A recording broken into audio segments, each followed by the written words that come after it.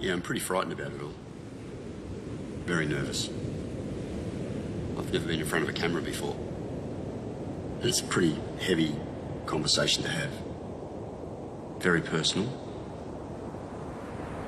It affected a lot of Australia. My name is John Cobby.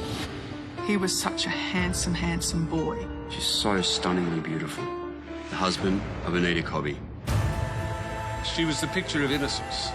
Such a beautiful creature. They grabbed her and threw her in the back of the car. That scream is her fighting. Could have been anyone. Visually looking at me. Anita's missing. She's seen our faces. She's got to go. It's pure evil. Dog eat dog. I can never forget that. And I was the prime suspect in her murder. She was 25-year-old Anita Cobby. We know that you killed Anita. They tried to get it out of him. Pushed up against the wall. You've killed Anita. I don't remember any of that. For 30 years, I've been in hiding. The media was looking for him. You don't want to live another second. That has destroyed his life. They wired her up. The key to the murder on tape. The breakthrough in the case. It's him, it's him. I can't believe it's him. We kicked the door in. I was first in the door with a shotgun. A lynch mob. I was quite happy to escalate that hatred. Absolute vengeance. It's affected everyone. It's a powerful case. It was incredible. Blaming myself for her death. I feel responsible. I'm sorry I let her down. He pleaded guilty. The court erupted. It was a conclusion that was absolutely just. The whole country applauded. But there's a lot you don't know. I don't know if I should say this. She was pregnant. The public should know. I think the police forced them to sign it. It's beyond comprehension. I need to tell it. It's the monkey on my back.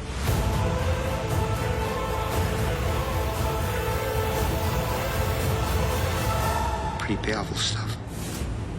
Now's the time to tell the real story about my beautiful wife.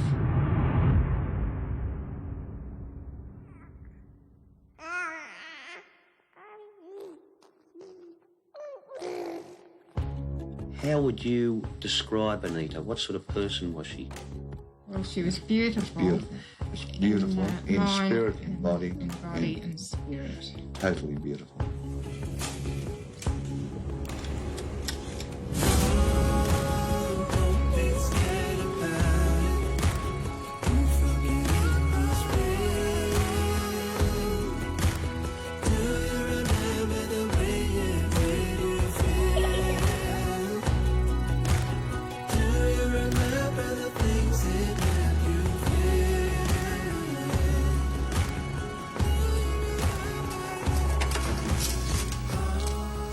Very, very close, always, yeah.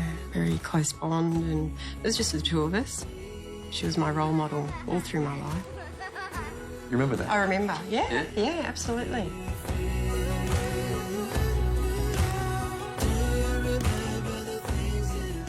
She'd always wrap a protective arm around me and say, you know, this is my sis, and it was just good to know that I had her there as a protector.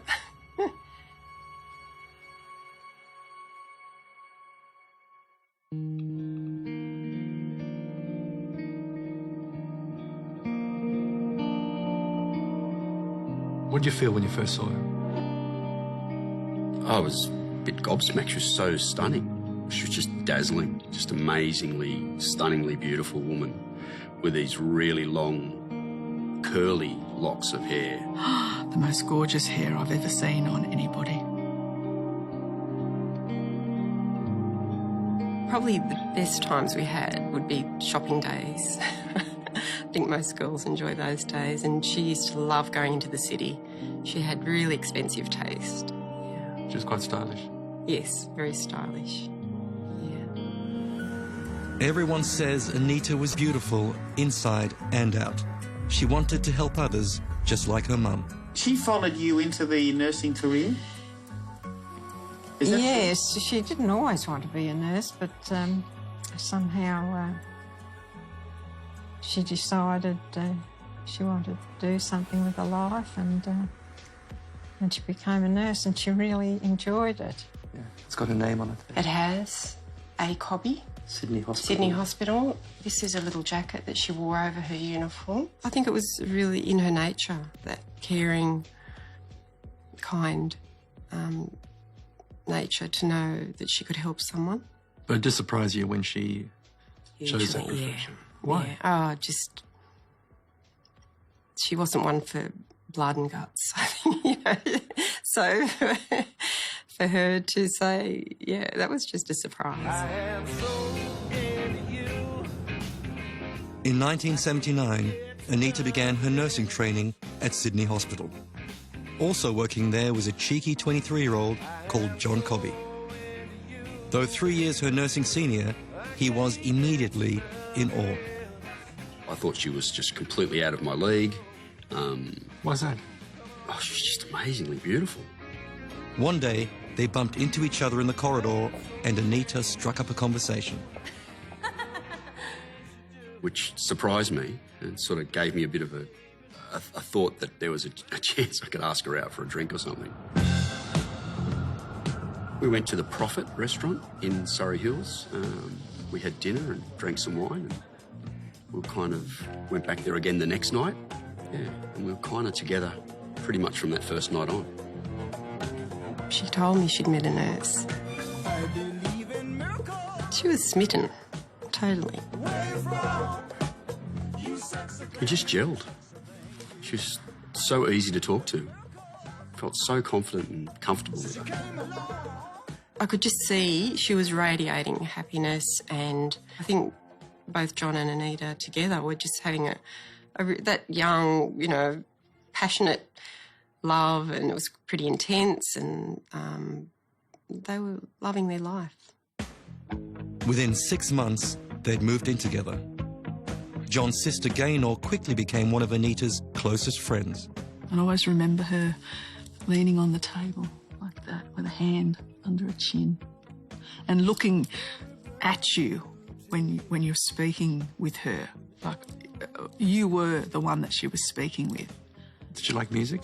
She loved music, absolutely loved music. The Police, the Eurythmics. And Simply Red. Did hear a lot of Sade at the time because she had a cassette at home and she would play a lot of that. So. I have a song that I can't listen to without thinking about her. So, Holding Back the Years, it's called, and I can't listen to that without thinking about her. So, It was her song. Yeah, for me, her song for me. God, hang on.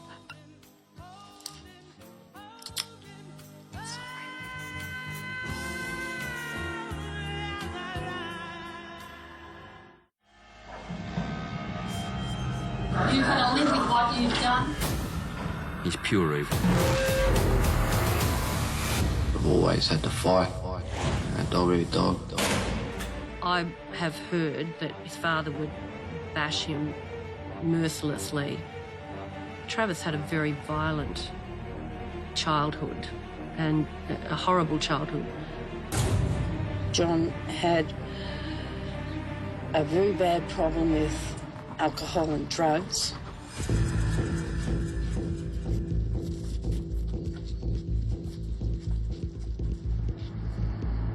It could be hard, like, you know, particularly since he was living at home and I was on my own without my husband. He'd certainly whip the boys into shape more or less. I don't mean whip, I mean, you know, make them do as they were told or give them a biff on you or something like that. I have heard that his father sexually assaulted him. By 13, he was using marijuana. By 14, he was an alcoholic with a reputation for violence and theft. If I went to a house or something and I saw that the people were living on bare necessities, I wouldn't take nothing. I'd just walk straight out the front door again. I don't do poor areas, I go to a rich area. You know, so I know they've got a bit of cash, they're all insured, it's not going to hurt them anyway. They'll probably claim more insurance, just taking off the richer for the poor, like Robin Hood. Well, Mick was the leader, the oldest one. You animal! You just right. Reverend Niall, good evening. In the early 80s, Reverend Fred Nile ran an outreach centre at this address in inner city Sydney. Nile was trying to turn troubled youths away from crime. Mick, Gary and Les Murphy were regulars. I still remember the mother would ring up and say, this is an emergency. I think it was Mick Murphy. I want to talk to him. So I got him on the phone and I said to him later, what was the message? He said, Mum just told me if I've got a stolen car not to go home in it tonight because the police are watching the house. So he had a bit of a reputation for stealing cars. Michael Murdoch was another young crim known to the Murphys and a friend of Travers. What did they grow up in? Abject poverty, a lot of violence in the home, alcoholism. I mean, that doesn't mean you can grow up in a disadvantaged, poor background, but it doesn't make you unintelligent. And they're all unintelligent. But for John and Anita, the early 80s brought only happiness. I realised I can't be away from her. I need to be with her forever.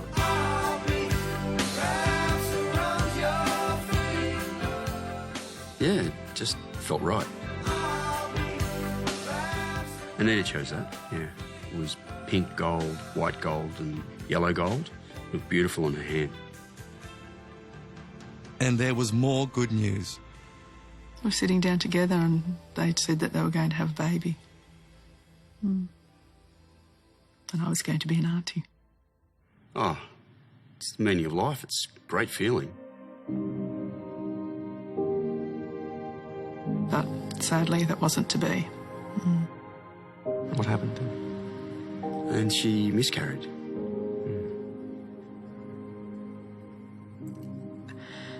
We always thought that later on she would eventually fall pregnant again and have a baby. So we just tried to move on from that. The miracle of love will take away your pain. When the miracle of love. The sun was shining and Anita looked absolutely beautiful in an off-the-shoulder white brought-on-lace dress. Tender is the one that wipes away your tears. She could have been wearing a sack. She was so beautiful. Oh, she's stunning. She's absolutely the most beautiful woman in the whole world. Did you still think this girl's out of my league and here she's standing in a wedding dress? You're right. That's exactly what I thought, yeah. I was proud that he looked so handsome and he loved that girl. They had smiles on their faces the whole day.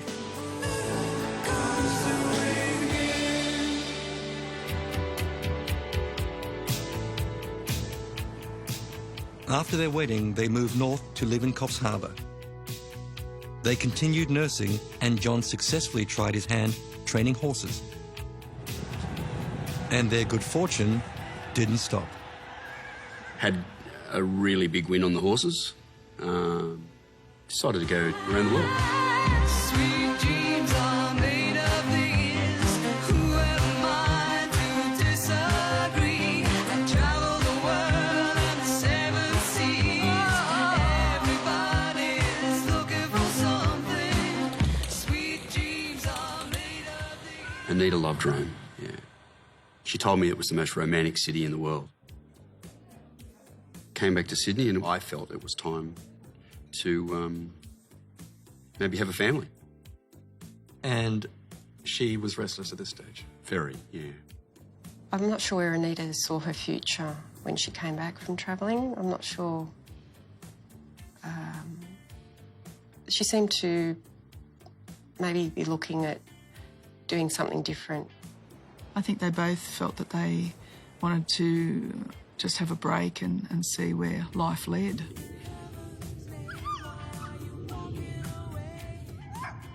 You separated? We did, yes. Anita cancelled the lease and moved back to Blacktown with her parents. Yeah, she moved back home. Mum and Dad, of course, were more than happy to have her at home. was like a glitch. It was more a hiccup than an actual complete separation. The break was fairly brief. I'm thinking maybe 6 weeks. The week before Anita died, we'd spent the weekend on the Central Coast.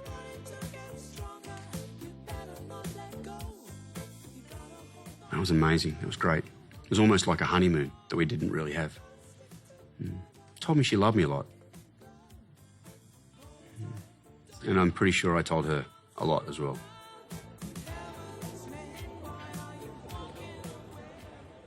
What happened, they were at my mum's place on the Saturday and we were all talking, and they'd made plans for the Monday to go house hunting to start their new life together again. So, which didn't eventuate, of course. On that weekend, she went missing. On the Sunday.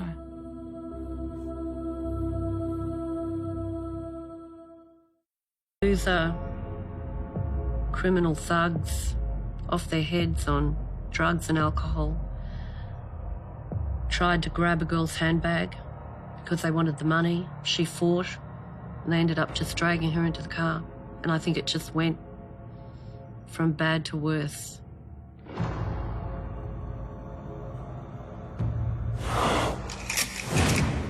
On Sunday, the 2nd of February 1986, Anita Cobby, aged 26, worked a 7 a.m. to 3:30 p.m. shift as a nursing sister at Sydney Hospital. This photograph of Anita was taken a few weeks earlier by a commercial photographer in Australia Square one lunchtime. He took the photograph because of her radiant smile and all-round beauty stood out in the crowd. Detectives say Anita, a nurse, finished work at Sydney Hospital at 3:30 p.m. on Sunday and waited for 2 colleagues before going to a Surrey Hills restaurant. Her friends drove her to Central Station at 9 p.m. where she caught a train home. Police inquiries subsequently revealed that a number of occupants of a house in Newton Road, Blacktown, between the railway station and her dad's home, heard a woman screaming at 9:50 p.m. the Sunday night. So I said, Mum, what was that? And then the scream continued, and that continued for 30 seconds. That scream is her fighting for not being dragged in that car. It wasn't help me, it wasn't help me, it was a scream.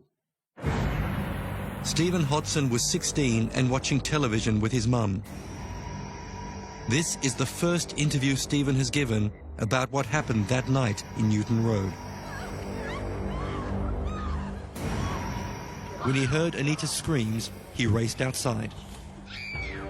Opened the door, sort of got down because you could hear the scream, so the scream sensed me to go this way, look this way. Got to the front of the driveway where the gates were to the house, and there I saw a car with its lights turned off with this girl still screaming. As it come towards me, it went under the street lights with the car lights out. And you could see the driver, I could see the driver, and I could also see the guy on the back seat, who seemed to be very high in the back seat, as if he was sitting on somebody at the time, who was visually looking at me from the time he left there to here to that light there. I reckon, they were keeping her down and John Travis was sitting on her. That's why his head was touching the... he was actually bending over like that, looking at me. Those eyes. Travis. Yeah. Okay, someone's seen us.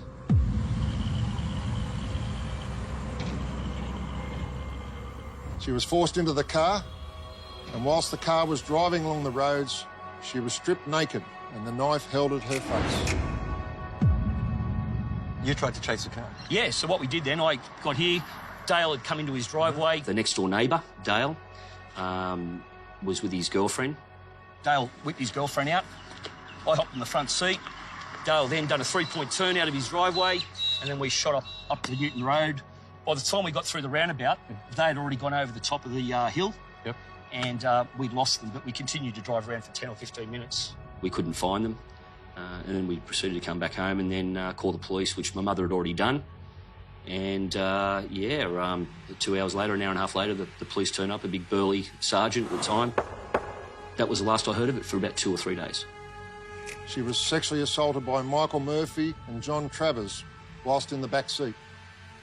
They stole her purse, and whilst she was still in the back, naked, they went to an all-night service station on the Great Western Highway and bought some petrol using her money.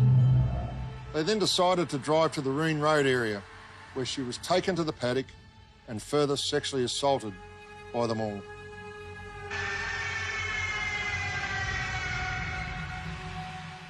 So the screams woke you up? Oh, they did, yeah. They were that loud? Yeah. But John Reen, the owner of the paddock, thought the screams were just teenagers fooling around down the road from his farmhouse. I didn't for one minute imagine that there was somebody being tortured and murdered that close to the house. When was the last time you heard from Anita? It was on the, when was it, the Sunday morning, I think, when she went.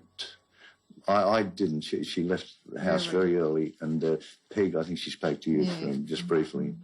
I'd spoken to her the night before when she said she'd be coming home on the Sunday night. We were frantic, actually, trying to think where she could be and how we could go about finding her. And Dad did report her. We went down to the police station, reported her as missing. I got a phone call to ring the Lynches. And what did they tell you? Anita's missing. Have you seen her? Maybe you better come out. He came straight over to Mum and Dad's. I'm panicking, completely panicking. I knew something had happened. I didn't know what, but something had happened.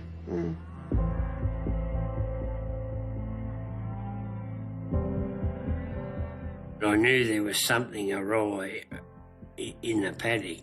There was something there that the cows used to mill around it. They'd go away and graze and they'd come back and mill around it again. But I never got to it till the Tuesday, and then I went and hopped on a motorbike and went over and found found Anita's body. And the first thing I thought of when I looked at the body was, gee, she's been tortured, this girl or woman, and she would be glad she was dead. There was nothing there, no clothes, nothing, not a single thing, only the body there, and they never left one bit of evidence in the paddock.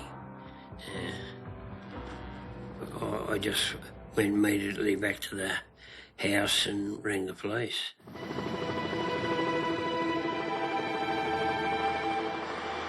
It was a hot day, and we got called out to a paddock out at back of Blacktown.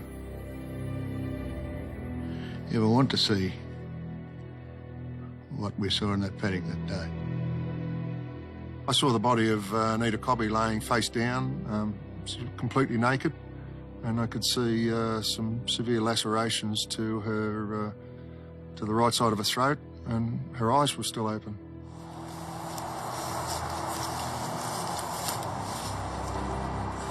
I reckon this is pretty close to it, if not the exact area. I'm pretty close. I'm looking at a few trees that I can identify from the photographs, and about the same distance from the road. I'd say this is it. What sort of injuries did she suffer? She suffered a number of severe throat lacerations caused by a very heavy bladed knife. There's no doubt she fought. The injuries later on are consistent with what the doctor says is self-defense wounds, and she's grabbed the knife at some stage. It's nearly cut 3 of her fingers off.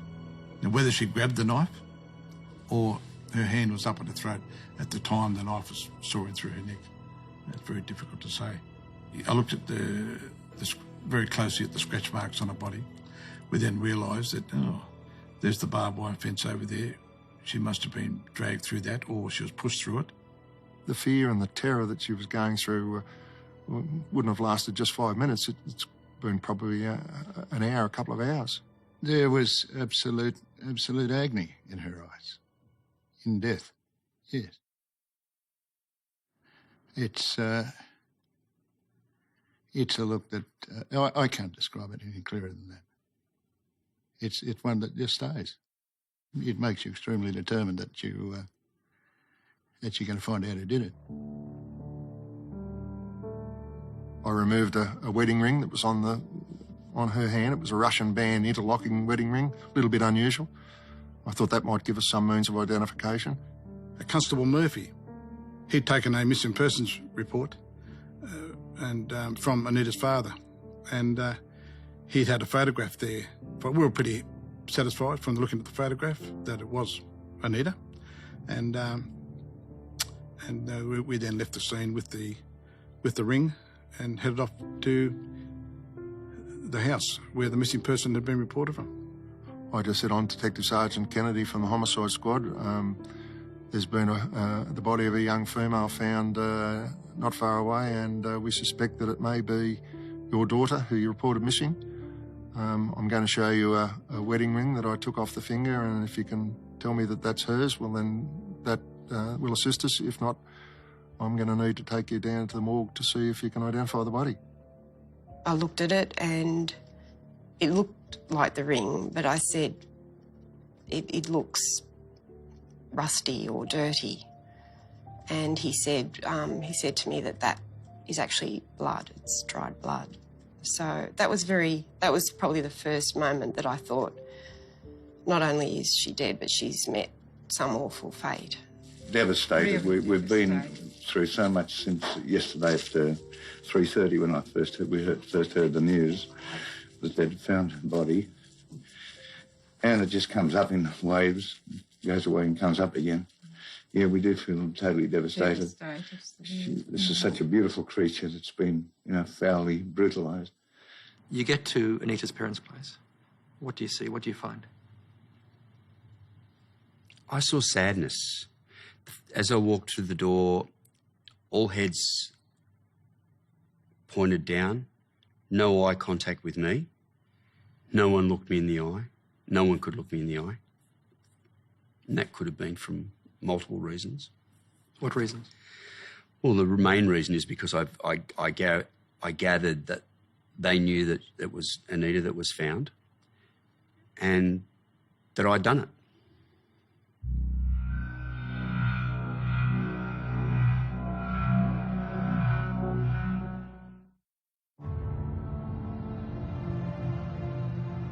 And police have tonight released the name of a woman whose body was found in bushland at Prospect today. She was 25-year-old Anita Cobby, a nursing sister from Blacktown. At this stage, did you know you were the prime suspect? No. No, I didn't. John made comment to me back at the police station, in the detective's office. He said, am I a suspect? And I said, yes.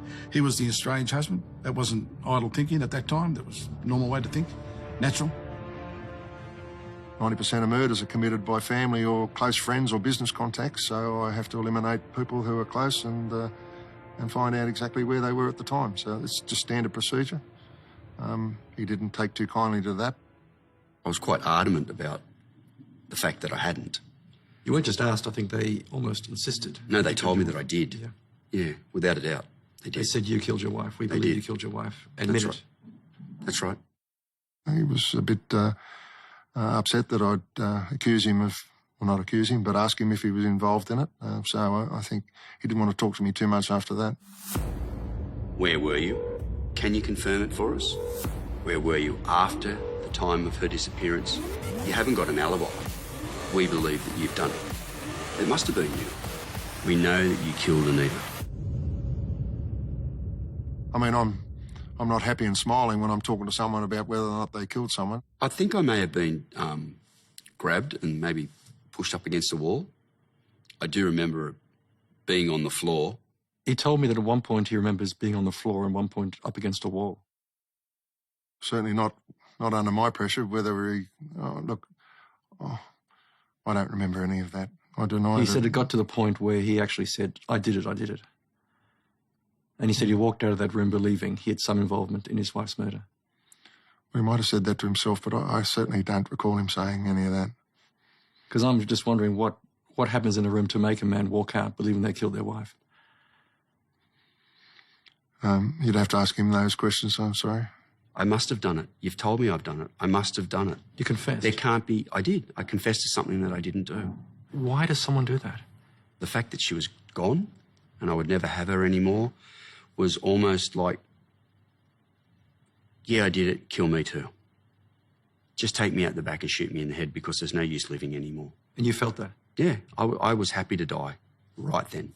I believe he was treated badly because please forgive me, Ian, at Anita's mum's funeral, John was with me and Ian came up to me and I kissed him hello and he said, "How's John?" I said, "He's here." And he said, "I can't go over." He said, "But I hope he forgives me for what I did." So... Unable to cope with the death of his wife, John's life spiraled. When was the first time you took heroin? Possibly, I would think 3 days after her death. Why? Wanted to die, but didn't have the guts to kill myself. Just hoped that I didn't wake up one day, that's all. You wanted to OD? Yeah. Didn't want to be without her. More or less wanted to be with her. And this was the way? It's the way I rationalised it, I think. You got into drugs quite quickly. Yeah, I did. But you also pulled yourself back out. I did. I've got no wings to fly. Clip down and cage me high. So now your bird's not singing again.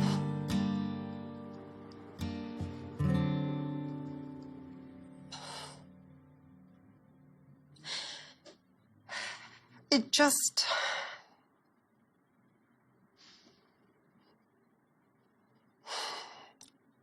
I can honestly say I felt everything she went through. I lived it. And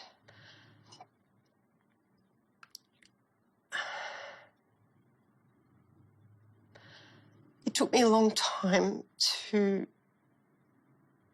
I had to slowly release those thoughts from my mind.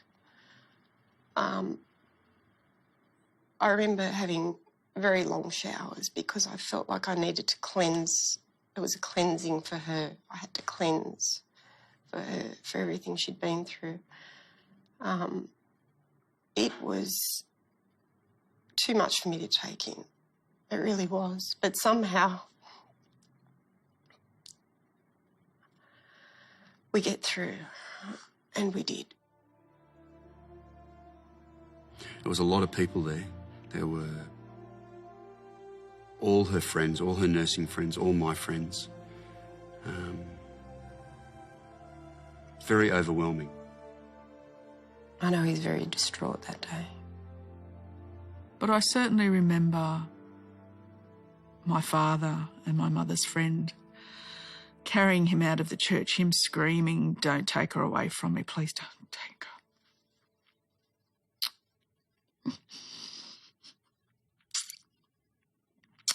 I think that will be etched in my mind for the rest of my life.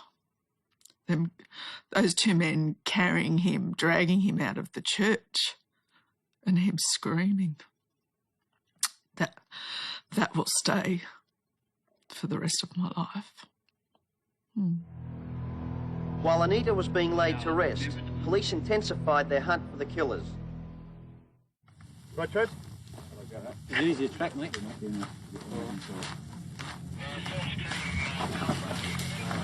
Where's all the B grade? 4-hour search of bush and undergrowth covered 2 square kilometres.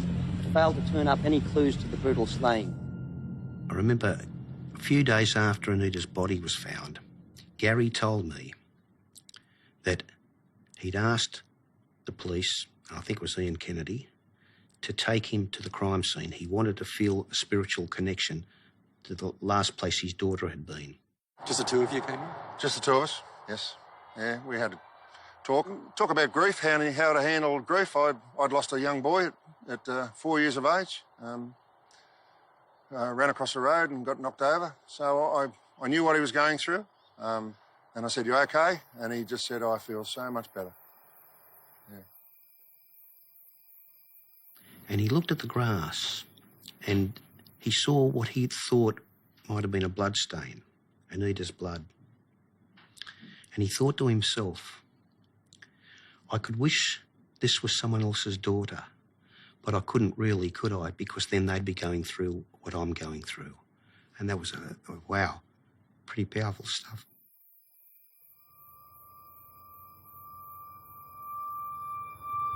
Do you feel that the killer or killers of Anita Cobby could strike again? Sure, that's the urgency of the situation requires that that doesn't happen again. We're trying to prevent this from happening again, and this is the reason why we're asking for, we're appealing to the public to phone us with anything at all that may lead to the solving of this matter.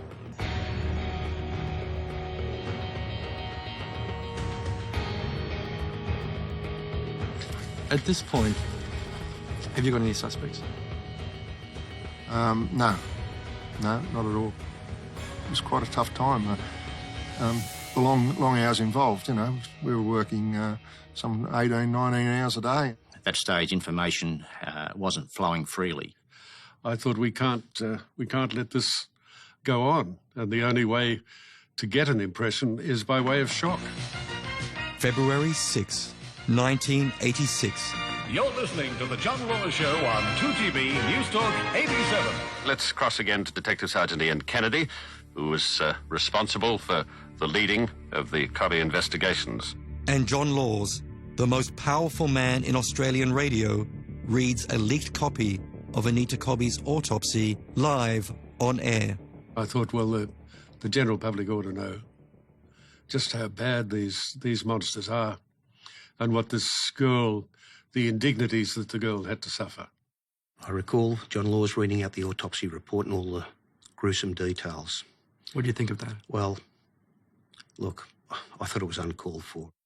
This is what you read on air? Is this what I said? Yeah, part of what you said, yes. Yeah, why do I want to read this again?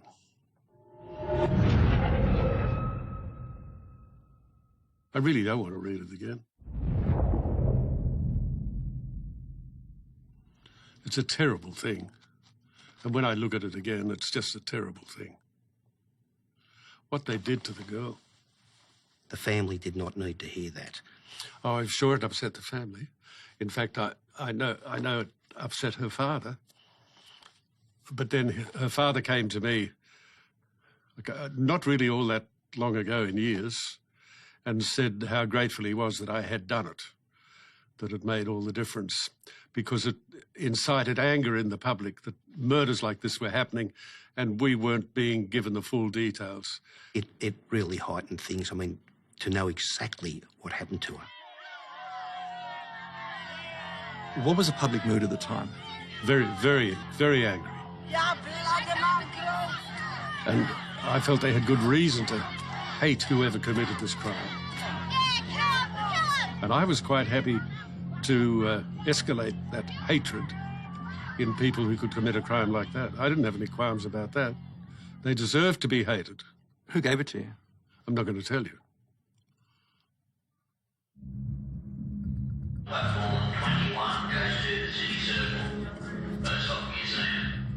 Last night, detectives organised a reenactment of the former beauty queen's last train ride home on Sunday, the 2nd of February. What's expected of you? Basically, we're just doing what we can as close to a reenactment as possible. The time she was dropped off, the basic route we think she took, and just working it from there, hoping people will see and recognise, maybe jog their memories they didn't already know. Yeah, Deb Wallace, well, she was a constable at the time, and police stopped at nothing to solve this case, absolutely nothing. And you're dressed identically to Anita Cobby? Well, as closely as we could get. There's, of course, we can't get exactly the same, but as close as what description we were given by her friends. So. I was under the impression at the time It was to get some timings, as in there was some witnesses had come forward, and by me doing a reenactment from City Central, that would allow the timings of witnesses to be verified. One of the problems we faced at the time was the fact that Anita's friends said they dropped her off at Central at 9 p.m. This meant she missed a train that arrived at Blacktown at 9:30 p.m, and she would not have been the female allegedly abducted in Newtown Road at 9:50 p.m. Because of the time, police doubt very much that that woman was Anita Cobby. So when we discovered that Anita actually caught the earlier train that night, this was a huge breakthrough in the case, because this meant she was almost certainly the girl taken from Newton Road that night. That was really the beginning of the investigation proper, and it gave us our first start, yes. You had the starting point of the abduction itself. Yes. There were witnesses, yeah. They described the car in detail? They described the car in detail, yeah. It was a HJ Holden, which, it's funny, you know, because I ended up getting hypnotised. Yeah. To actually memorise or remember the number plate. And through various means, we received information about the theft of a similar type of vehicle and who had committed the theft of the vehicle. That information, that gave you names. What names did it give you? Travis and Murdoch.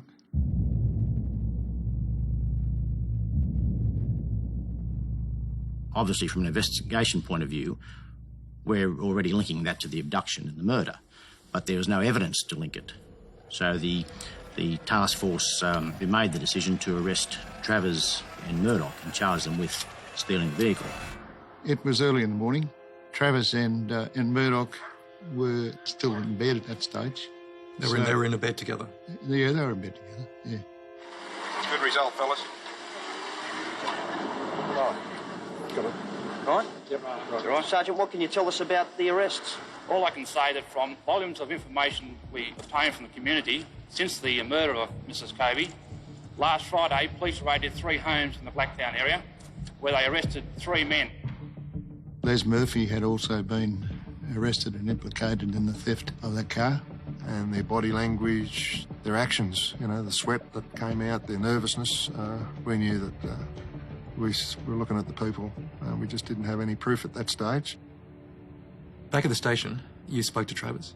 I told him that we were investigating Anita's death.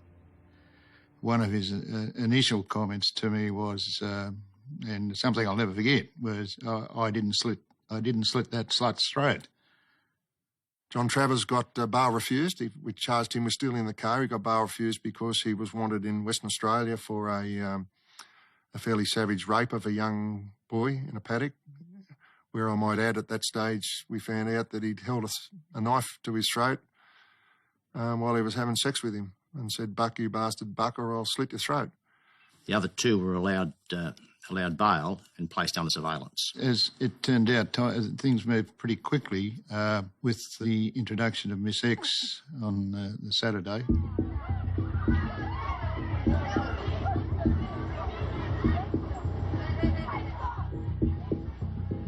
There had been a request from Travers in the cells to contact a woman to arrange for some personal items to be brought to him. He asked that the police could contact his auntie so that she could bring some clothing in for him, etc. We met this woman in the dark of the night. She confessed she was married to John Travers' uncle. She was a former heroin user and knew Travers well. When asked why she would give up a relative, she said, "No woman should go through what that lady did." Next morning I rang her, I think it was almost first thing in the morning, and asked her to come to the police station to meet with John Travers as he had requested. Travers was in the cell, she was in the corridor, and it was arranged for her to have a conversation with him. Not recorded, just a conversation. She was scared. She was nervous. She moved from foot to foot, continually. Then when she came out, she basically collapsed into her arms. She was just absolutely shaking. She said, "It's him, he's told me." And she said that he'd done it. He told me he did it. At that stage, I had his word against hers, or her word against his. I then asked her if she was prepared to go back and see him again if we put a listening device on her. They wired her up and sent her back in. And the rest is history. It's is on tape. And this is it, the Miss X tape, the original recording, a chilling confession, and you'll hear it for the first time after the break.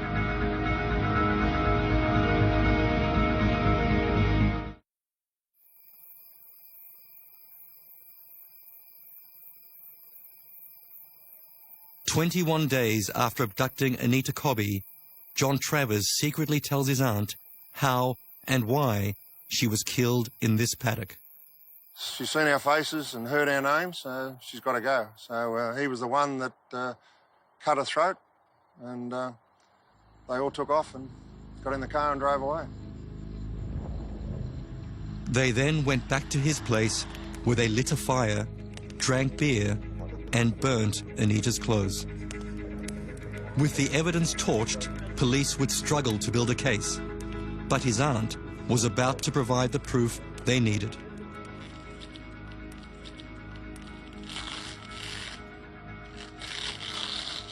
The microphone was put in the top of a bra and covered up, and it recorded the sound, and it went on the tape on her back.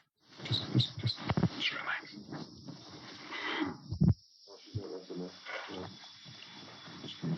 Is it on? Yeah, okay. Thank you. And they just said, look, your auntie's here. If you want to have a talk to her, you can have another talk to her. She's already been in once, but she's worried about you.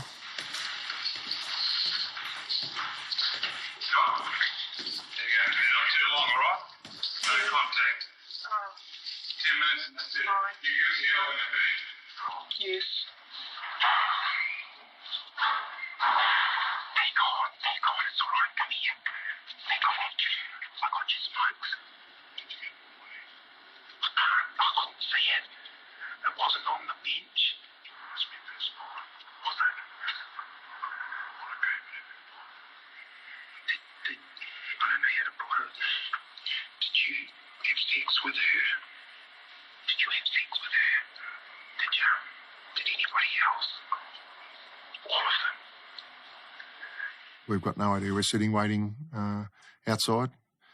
It was tense. John, come close. Why did you have to stop up? Why did you have to do that? Come here, come close. We're all drunk. She fucking seen all of us. Well, she saw your faces. And you knew. So what the other said you had to do it. What's it just got to be done? They said. Who said it had to be done? You. You all agreed. They said, no, everybody do me. So I was like, but that's not your thing, John. You haven't done that before, have you? Truthfully. Don't laugh. It's not funny. God, I wish they'd shut up. When she came out, she was a nervous wreck. She was absolutely shattered, I think probably because she realised exactly she had the key to the murder in the middle of her back. He named 3 Murphy brothers and Murdoch. But the young mother did not stop there. Mummy! Don't yell, dear, because Mummy has got listening devices on her. Yes, I've been and seen. Don't yell at me, dear, because it'll make me scream. Come on, quickly, get in the car. Miss X then tracked down Michael Murdoch.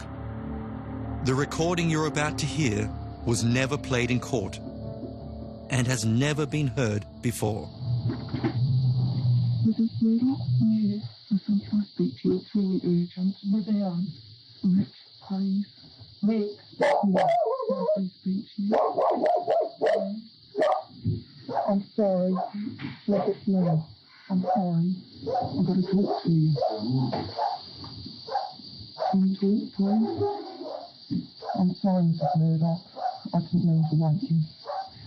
Rick, I'm sorry. I just want you to understand. You told me everything. I know everything. About what happened. I know it all. It's incredibly brave of what? Absolutely, it was very brave. And she ended up getting death threats. And I believe to this day she's still in witness protection. So she gets the confession and she gets the names. Yes. Our first steps were then, let's go and get these blokes, you know. The first raids netted Murdoch and one of the Murphys. One day rolled into the next. The hunt was on for Gary Murphy and Michael Murphy. Michael Murphy and his brother Gary are tonight the most wanted men in the state. It was a manhunt.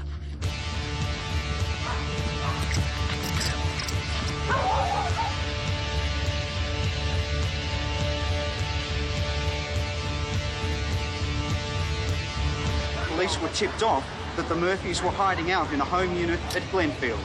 Then, just after 10 p.m, under helicopter spotlights, police moved in. We kicked the door in. I was first in the door with a shotgun. Then I walked into a lounge room, and there was Michael Murphy sitting on the lounge with a little baby in his lap. He's a previous armed robber and escapee from jail. Then I told him to put the baby down and lay on the floor. And I stood on his head while I held my shotgun in one hand and patted him down looking for a gun. And heard some noise running through the house, and it was Gary Murphy running out the backyard.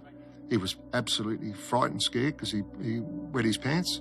Now, there was a struggle, and Gary Murphy's face was scratched up a bit. When he appeared in court, Gary Murphy's defence counsel had started to grill Ian Kennedy in the witness stand and said, "How did my client get those marks on his face? Did you beat him up?"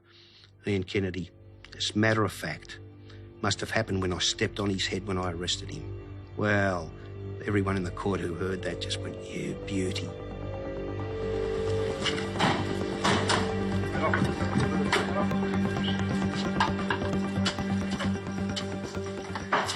We were there when they brought them in. We were there when they'd taken the Murdoch and the Murphy to the crime scene, what they call a runaround. Where we took them to the scene of the abduction. We took them to the scene where they dragged her through the fence.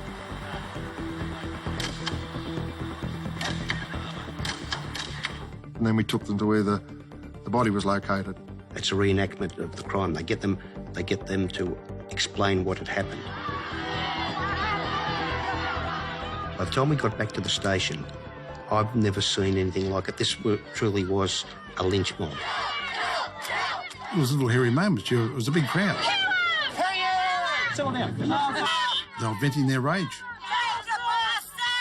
And these were people, these weren't feral people. These were mums and dads and grandpas. And I remember a woman's arm coming over the top of me. And my sound assistant turning around to see who the woman was. And he said, "What are you doing here, Mum?"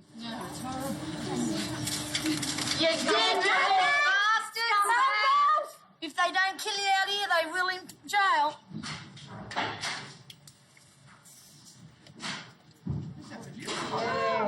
That's the little one that probably piddled himself.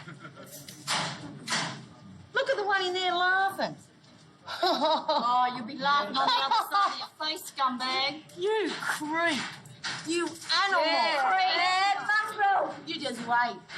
She was the picture of innocence, only to be snatched up by these monsters, these creatures. And it really did upset. Walking tall, eh? Look at him. Yeah, walking tall. You're going to live with what you've done. It doesn't seem to upset you, but look at him. The fact that she was a good woman, she was a charity queen, she was a woman of good values and good morals, and it just upset the nation. Why don't we take a knife and cut them up? Oh, that wasn't good as bad, Dave. You must be the only one that's ashamed. Yeah, you're the only one that's ashamed of you. Here he comes.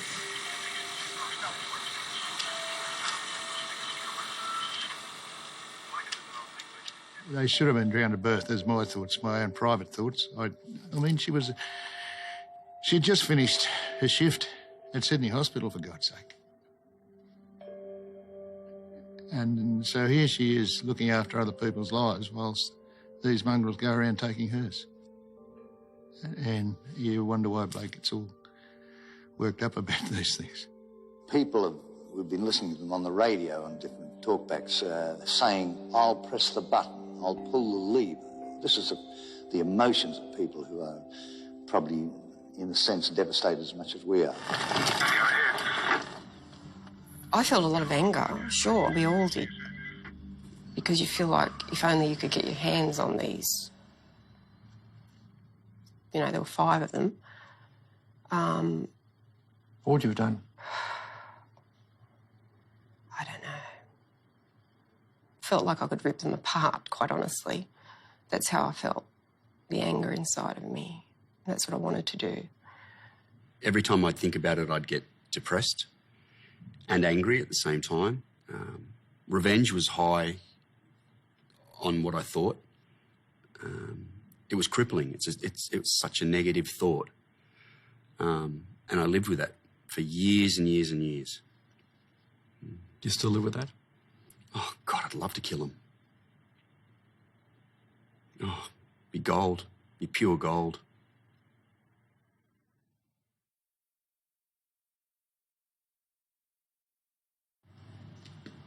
Okay. 877. Yep.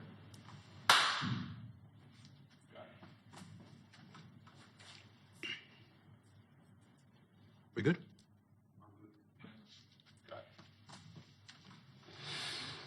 Do you remember her voice?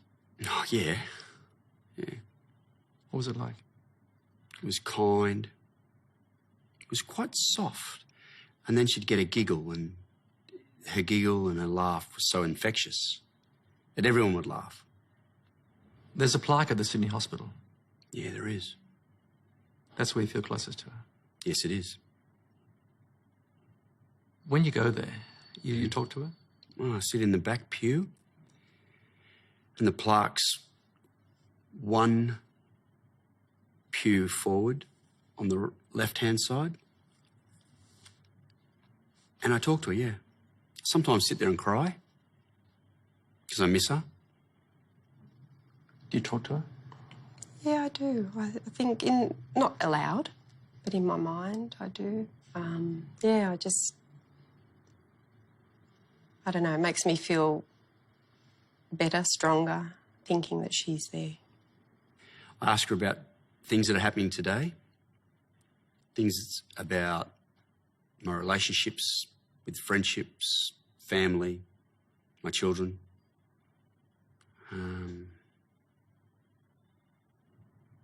I don't often get an answer. The answers come in dreams, I think. What do you dream about? A lot of the time is me saving her from whatever. It's like I've missed my opportunity in life, but in my dreams I'm sort of still able to rescue her. Sometimes I do like to think of what she'd be like now, because she'd be 55 now. So, yeah, I wonder, would she have grey hair and, what would she look like? Where would we be in our lives? What would we be doing together? Yeah, I do. I sort of do think about it, sure.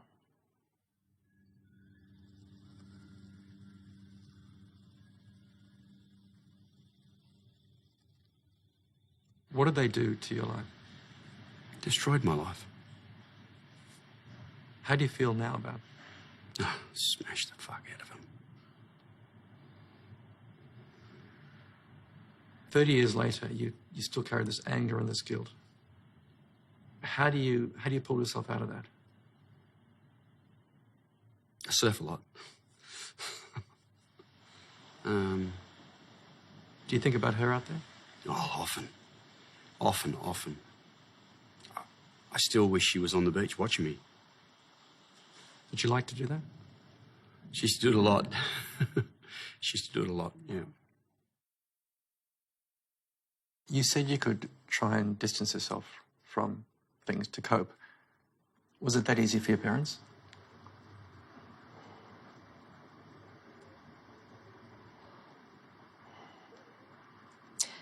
I think for them it was different because it was their child, and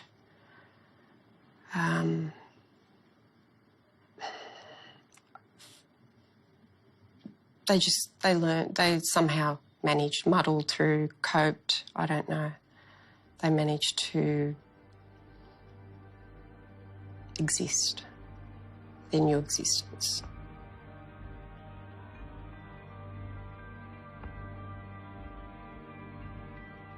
I'd never, at any stage in the committal hearings or in the trial, ever did I see any sign of remorse. In fact, quite the opposite. We just hope that that these people are put away so that they can't do it to anyone else. We wouldn't like anyone else to go through what we've been through.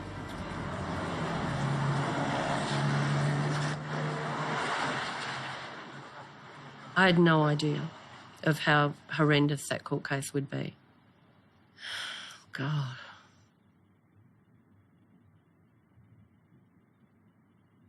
It was just shocking.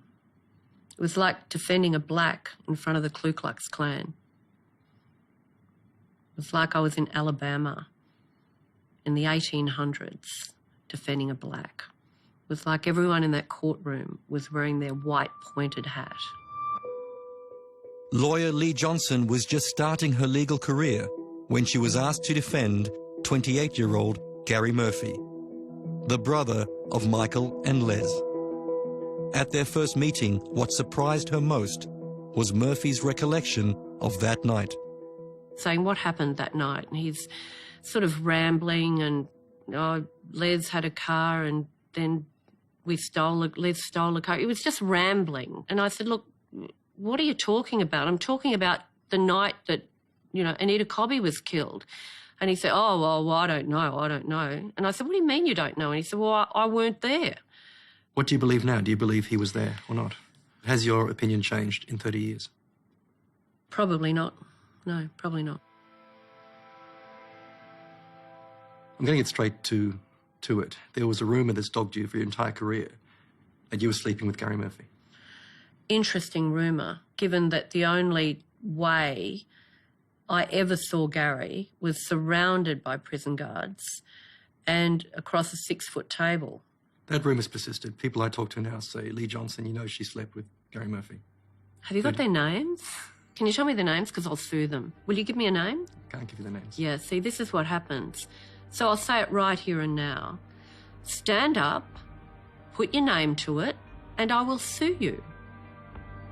Because I've had enough.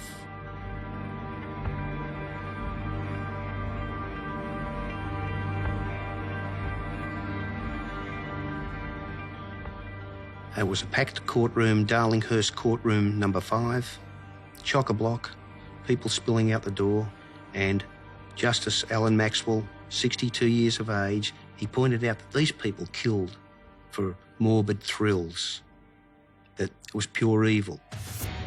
And he gave them all life and said he was stamping their papers never to be released. The roof blew off the court. The crowd just cheered like we'd won the America's Cup. Just going to do a quick line across, boys, and you're right. Here's us. Excuse me, sir. Yes? Coming back in a second. Yes, Completely wrong. We listened to every word of this case right from its inception, and as the evidence unfolded, we felt that it was a conclusion that was absolutely just to our minds.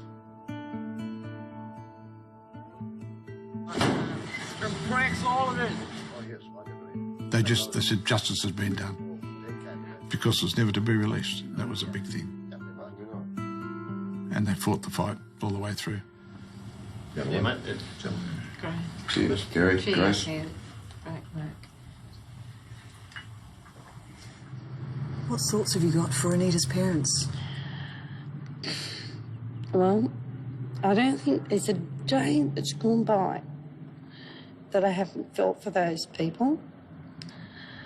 To say sorry to them, I mean, there's nothing more you can say than sorry. It's not adequate. It's not enough. But what can you say? I mean, that's it. I don't think there was one person who thought the penalty was too tough. If they had have executed them, that would have made me angry, because the bastards would have got an easy out. The longer they're in there and the longer they're hated, the better for what they did to that girl. Did you follow the trial at all? No. I have no idea of the details of her murder. Do you know the names of the men? Some. I feel sick when I say their names. There was talk of a death penalty, calls for the death penalty. Is that something you would support? Yes. There's also talk now of a remote possibility that these men may sometime walk. Yeah. I've heard that. Do you think about that? A lot. Makes me feel concerned for... not concerned for my safety. I'm concerned for my family's future and the repercussions of what might happen if they are released. You're concerned what you might do? Yeah. I know what I'll do. What?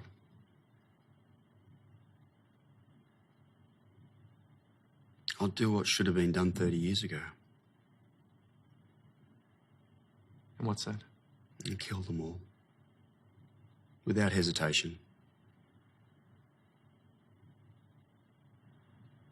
These men should have been executed. It's the greatest sin I can imagine. Yet we all pay every single day for these bastards to be alive, to be fed, to be clothed, to be housed.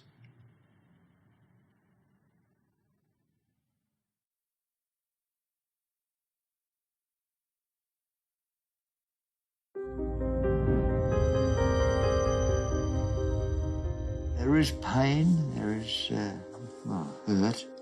At times there's even agony. It's only brief, but it hits you and, oh boy. It's like a rapier going through your heart, you know. And, but you know it's going to come, you can't avoid it. And you've got to just brace yourself. And, ooh, there it goes. It's long, jagged, searing hurt.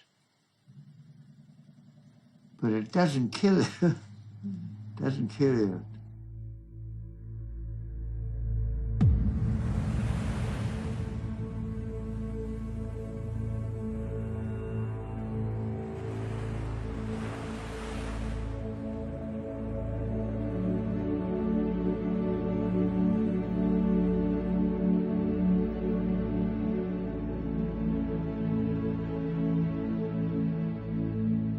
Tell me about John Francis.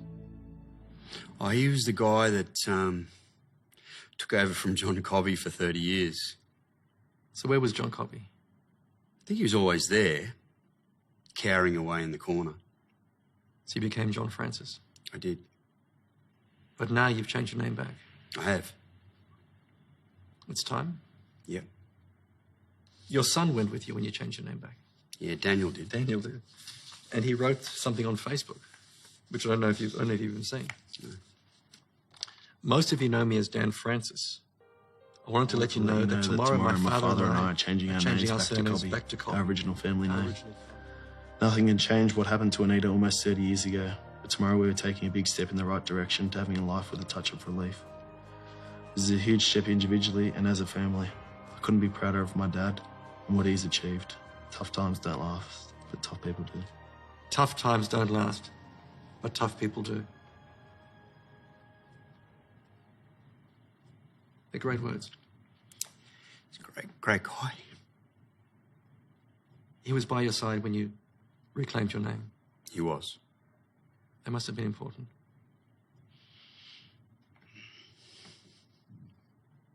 He's my best friend. He still feels people blame him for what happened. Yeah, he needs to understand that it's not his fault. Yeah, none of this is his fault. No one is to blame but the perpetrators. I want everyone to see the John I love. I don't want anyone to judge him. He's had 30 years of horror, you know, so I want them to be kind to John Cobby. That's what I want.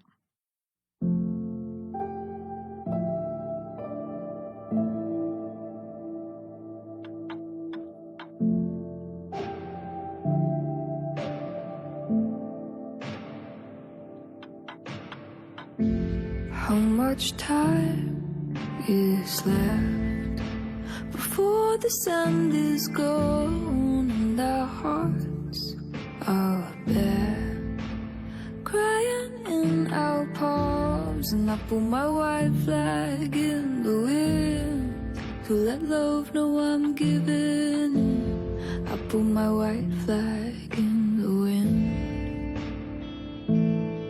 and I feel it in the underflow.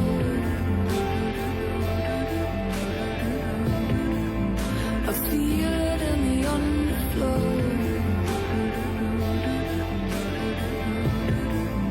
I feel it in the underflow. She's forever young and beautiful to me.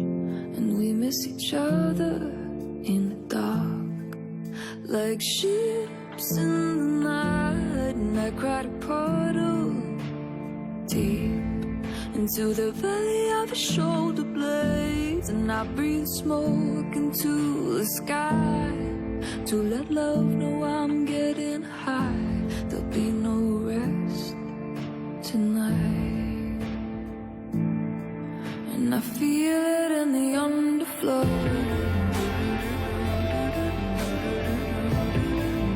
I feel it in the underflow. I feel it in the underflow. I feel it in the underflow. But all I want is to feel your love in a physical form, not from over the ocean. Just to feel you breathe from beside of me, not in a digital form from across the sea. And all I want is to feel your love in a physical form, not from over the ocean. Just to feel you breathe from underneath me, skin on skin and heat on heat. And I feel it in the underflow.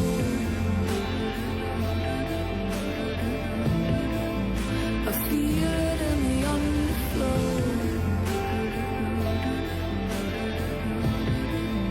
I feel it in the underflow.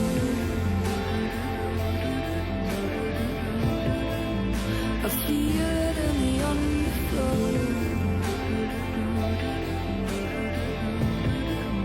I feel it in the underflow.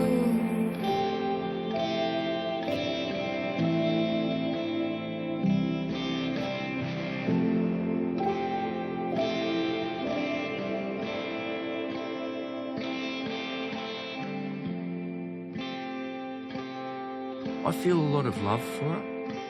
I feel very connected to her. I tell her how much I love her. And I'm sorry I let her down. You still love her?